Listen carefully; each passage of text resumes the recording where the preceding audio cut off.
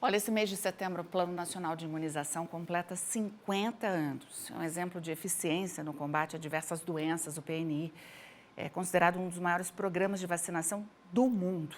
Nosso país já foi líder em erradicação de doenças como a poliomielite e o sarampo.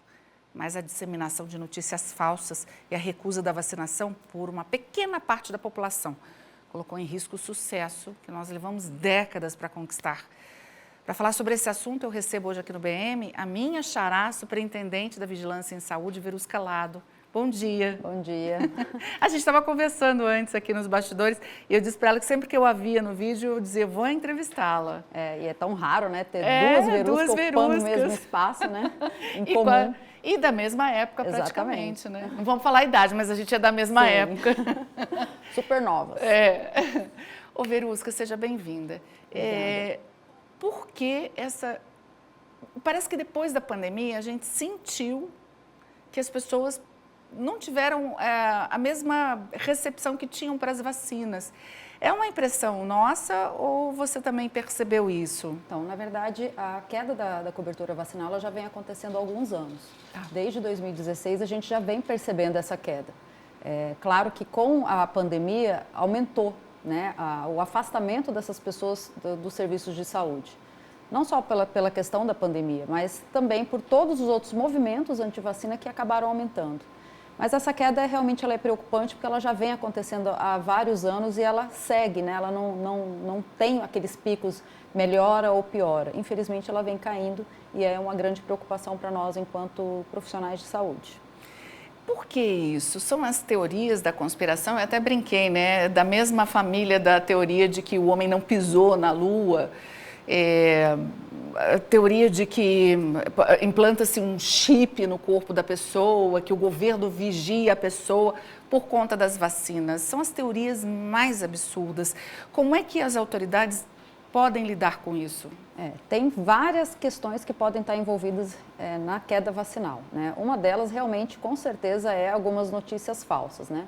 A tecnologia ela trouxe bastante vantagens para nós enquanto trabalhadores, porque a gente consegue divulgar bastante o que a gente precisa que chegue até a população, mas ao mesmo tempo elas podem também nos atrapalhar um pouco.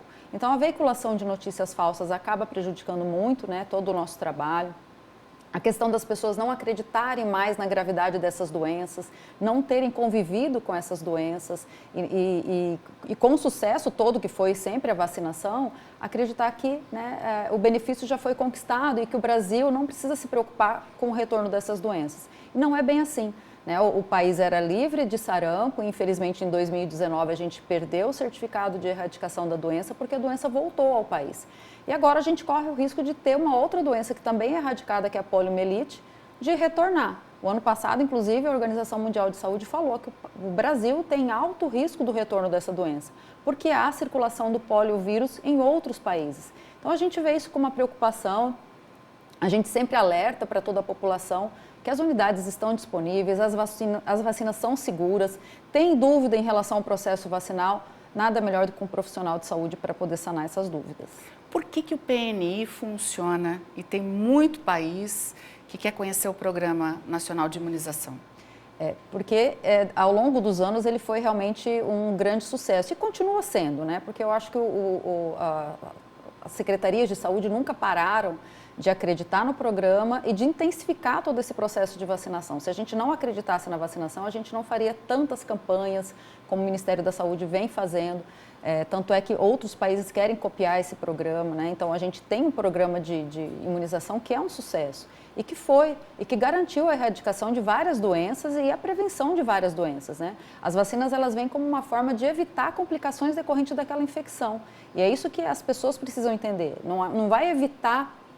A gente escuta muito isso, né? A pessoa toma a vacina da gripe, fica gripada e acha que o problema é da vacina. Não é assim. A vacina ela vem, não evita a pessoa de pegar a doença. E sim, evitar que ela tenha complicação. Forma mais grave, exatamente. Né? Então, é um programa que vem dando certo, a gente vem fazendo todo esse trabalho realmente de intensificar, só que a gente esbarra naquela questão também de que tem um outro movimento contrário, e que a gente precisa combater, né? Isso que você falou agora há pouco, que é muito importante. A nossa geração, os nossos pais sofreram muito com a falta da vacina. Então, a nossa geração foi muito importante. Eu lembro que tinha vacinação nas escolas. Sim. A gente fazia fila indiana para poder vacinar. E não tinha tanto esse rigor de precisa da autorização do pai, de que a escola não é um ambiente adequado para vacinação. Não, a gente tomava, né? Independente de qualquer outra situação. Então, e assim, foi crescendo todos esses outros movimentos já de pessoas que realmente não acreditam na doença. A gente tem cada vez mais pessoas jovens tendo filhos que não cresceram com essas doenças, né? Que infelizmente são graves. E a gente tem doenças graves que são preveníveis através de vacina e que podem levar a óbito. Eu sei que é horrível a gente falar em punição para quem não vacina os filhos, mas acho importante, porque pode vir a acontecer, né? O importante é a conscientização. Mas existe punição para quem... existe? É uma pergunta, né? Existe punição para quem não vacina os filhos? O que a gente faz enquanto Secretaria de Saúde, né? No caso, quando a gente percebe que há uma negligência em relação ao processo vacinal, porque o Estatuto da Criança e do Adolescente prevê a vacinação como obrigatória. Então, quando a gente percebe que há uma negligência, a gente notifica esse caso, né? Para Conselho Tutelar e para Ministério Público, para que eles tomem essas medidas realmente cabíveis para aquele pai ou mãe responsável por aquela criança. Então, sim, né? Então a gente faz busca ativa, a gente visita as casas. Então, quando a gente percebe que há uma resistência, a gente procura notificar, orientar primeiro aquele pai, aquela mãe da questão da vacina. Caso ele não procure unidade de saúde para regularizar aquela situação, isso é notificado para o Conselho Tutelar e, consequentemente, para o Ministério Público. Eu queria te fazer uma outra pergunta, a gente nem combinou, mas eu sei que tem um alerta da Fiocruz sobre Covid. Há um alerta da Fiocruz no Brasil todo de um possível aumento dos casos de Covid. Como é que vocês estão tratando esse assunto? Eu sei que Campo Grande não é das capitais que está dentro desse alerta, mas muita gente tem perguntado para a gente, inclusive, se a Covid voltou. Queria que você falasse sobre isso. É que a Covid nunca saiu, né? Nunca saiu, Não tem como ela voltar. É isso que a gente sempre fala para todo mundo. A gente sempre vai conviver com novas variantes, né? Subvariantes. Então, é isso que está acontecendo agora no Brasil. Foi a entrada de uma nova variante, a BG5, se não me engano. E está circulando em alguns estados brasileiros, né? Então, pode vir a aumentar casos aqui em Campo Grande? Sim, né? Porque a gente tem livre circulação, tem muita gente que viaja e volta, período de férias, feriados prolongados, então acabam trazendo essas novas variantes para cá.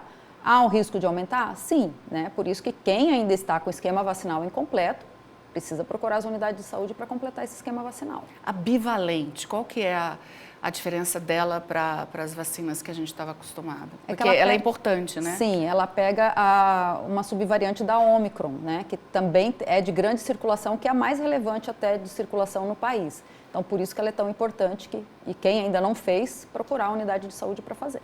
Tá bom. Muito obrigada. Foi um prazer enorme te entrevistar. Seja sempre muito bem-vinda. Obrigada. Viu?